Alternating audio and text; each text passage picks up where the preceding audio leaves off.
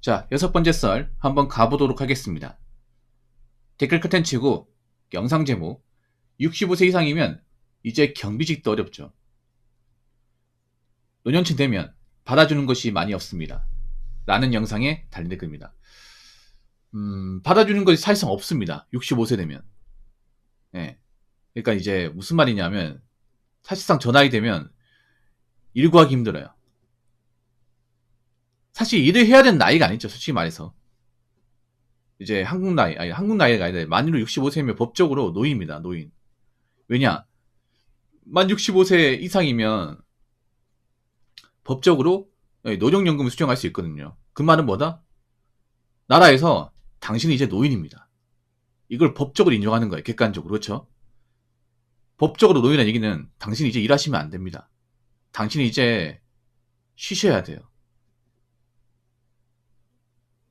일을 할 수 없기 때문에 그런 능력이 떨어지기 때문에 저희가 돈을 드리는 겁니다. 그래서 돈을 받잖아요, 여러분. 물론 돈을 많이 받지는 못해요. 보통 한 30만 원 나옵니다. 노령연금. 근데 그 돈만 가지고는 그 생계유지 하기 힘들죠. 그래서 뭐 젊었을 때 벌었던 이제 남은 자산이나 아니면 이제 미리 들었던 국민연금, 이제 퇴직연금 이런 거 이제 만들어가지고 그 돈 가지고 먹고 살아야 돼. 근데 제가 말한 뭐 연금이나 이제 자산만 가지고 먹고 살 수 있는 분들이 많이 없어요. 특히 서민들 중에서는 진짜 많이 없어요. 그러다 보니까 법적으로 65세가 지났음에도 일을 해야만 하는, 일을 구할 수밖에 없는 그런 분들이 굉장히 많습니다. 굉장히. 이런 얘기 들으면 사실 남일 같지가 않죠.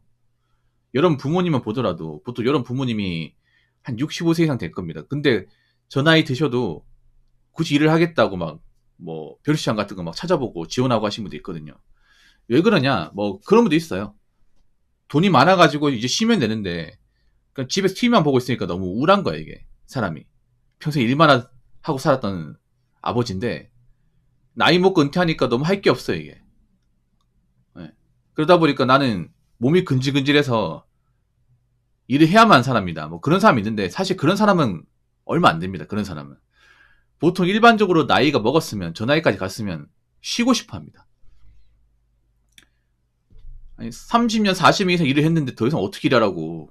고생하면서 자식들 건사하고 다 키웠으면 된 거 아니야. 나보고 어디까지 하라고. 평생 일만 하고 살라고? 평생 고생만 하라고? 난 그렇게 못하겠다. 나이 먹어서 고생하면 병만 키우는데 어떻게 해. 이런 분들이 대부분 이런 분들이. 근데 문제는 나이 먹어서 일을 안 하면 이제 집안이 안 돌아가는 그런 집안들이 좀 있어요, 여러분. 그러다 보니까 나이 먹어서 편히 쉬지 못하고 이제 일자리가 지원하는 거죠. 보통 지원할 수 있는 그 일자리 범주가 제한적입니다. 보통은 경비, 예. 경비 쪽 많이 해요, 경비 쪽. 아니면 운전 쪽, 예. 경비나 운전 쪽.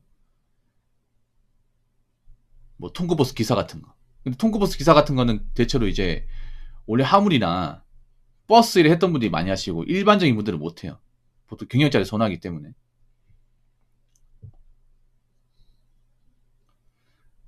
요즘에 근데 나이 많으신 분들이 경비를 하려고 해도 자리가 잘 안 날 겁니다.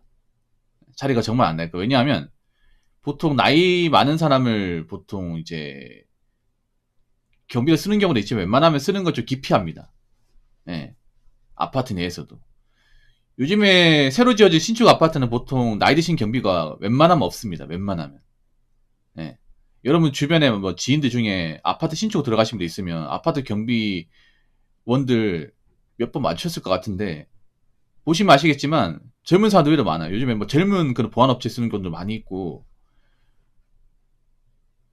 옛날에 그 나이 드신 머리 휘끗하신 그 경비원들은 사실상 보기 힘듭니다. 요즘 신축 아파트에서는. 그럼 이제 구축 아파트 그런 데서는 좀 나이 드신 분도 있긴 한데 좀 고용하는 거 부담스러워요. 왜냐하면 아무래도 나이가 있다 보니까 뭔가 지시를 내려도 똑바로 이행하지 못할 가능성도 있고 아무래도 젊은 사람보다는 체력이 좀 떨어지기 때문에 일하기 버겁다는 거죠. 거기다가 이제 경비원은 교대근무입니다. 교대근무. 밤을 새야 됩니다. 보통 아파트 경비라고 하면 격일제예요. 격일제. 격일제가 무슨 말이냐?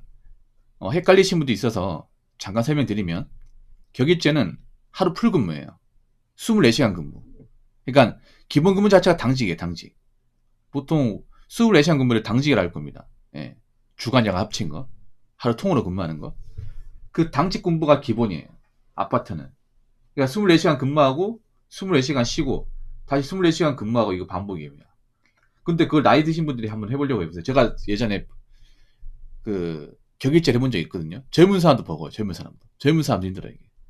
일단 잠이 부족해요. 밤에도 뭐 쉬는 시간 있긴 한데 눈 붙일 수 있는 시간이 있긴 한데 그거 가지고 부족해요. 항상 졸려요. 예. 그리고 아파트 안에서 이제 근무해 보시면 아시겠지만 일이 많아 이게. 아파트 안에서 이제 근무하다 보면 이것저것 이벤트가 많이 벌어집니다. 그래서 볼 일이 많아요.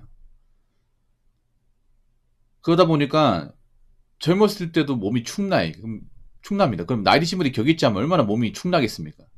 거기다가 나이 드신 분들은 심장에 혈압이 안 좋은 분도 있거든요. 근데 이제 교대 근무하면 아무래도 병이 악화될 가능성이 있다는 얘기죠.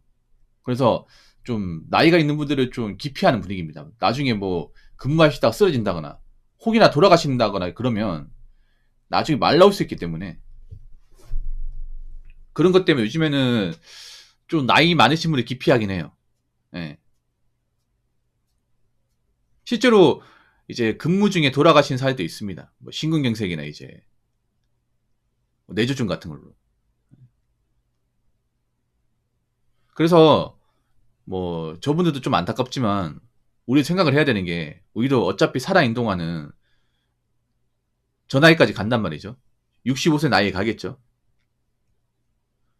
그러면 우리는 저 나이까지 이제 왔을 때 얼마나 많은 준비를 할 수 있을까에 대해서 진지하게 고민을 해야 됩니다.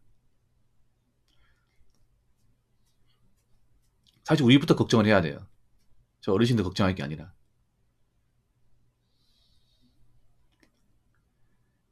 자, 댓글 한번 읽어보도록 하겠습니다. 아파트 용역업체 변경되면 일단 나이 많은 사람부터 해고합니다. 아파트 시설 대리로 일해본 결과 이게 무슨 말이냐 하면 보통 아파트 안에 보면 이제 관리사무소 팀이 있고 경비팀이 있어요. 일단 여기서 일하시는 분들은 직영이 아닙니다. 아파트는 직영의 개념이 없어요. 보통 대부분 영역입니다. 100% 영역이에요. 그래서 아파트 이제 입주민 대표하고 용역업체하고 이제 파견근로 계약을 맺는 겁니다. 예.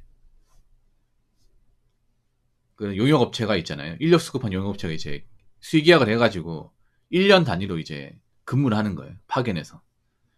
그래서 한번 계약할 때마다 이제 1년씩. 이 힘들어요. 뭐냐 하면